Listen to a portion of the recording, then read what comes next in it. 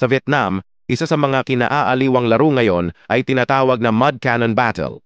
Sa larong ito, ang mga manlalaro ay gumagawa ng malalaking bloke ng putik gamit lang ang kanilang mga kamay. Minsan umaabot pa ito sa 30 kilo. Pagkatapos, buhat nila ito at ibinabagsak ng malakas sa lupa.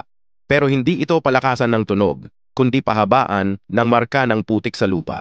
Kung sino ang mas mahabang putik, siya ang panalo. At may premyong isang sakong putik.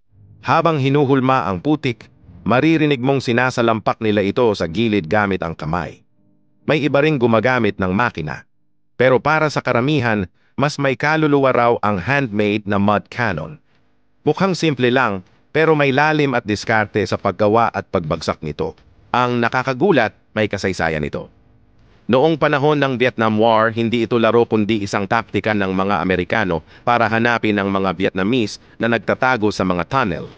Ginagamit ang mud cannon o mga high pressure na kagamitan para gumuho ang tunnel o mapasok ito ng tubig, para hindi na kailangang pumasok ang mga sundalo sa loob. Ngayon, ang dating sandata, isa ng paligsahan na puno ng sigla at saya para sa lahat.